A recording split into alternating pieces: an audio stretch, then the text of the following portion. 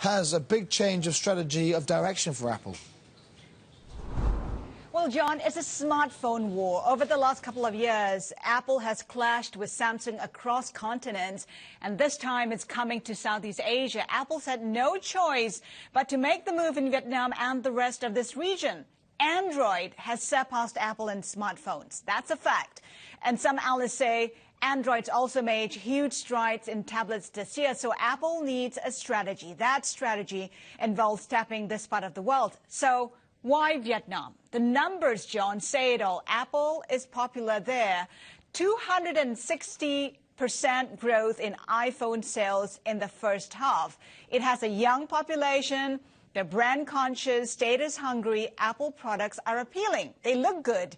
The iPhone is slim. There's instant recognition. Nothing like making your friends and strangers around drool with envy. Of course, there are cheaper alternatives, but iPhones are not that expensive anyways for the status symbol that you're after. So given all of that, there's good growth potential in Vietnam. Expect 56% growth in smartphone sales this year.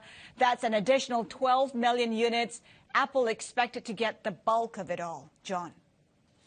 Not expensive has until you lose one, and then it becomes very expensive. What about the rest of Southeast Asia?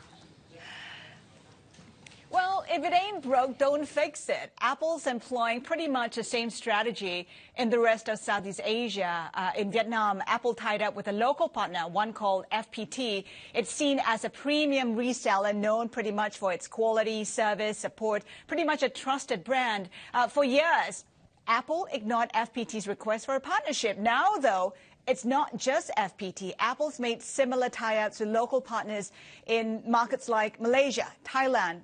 We're seeing the battle for brand loyalty shifting to Southeast Asia. It used to be China, but China has become not just competitive, but it's also a maturing market. Apple understands that.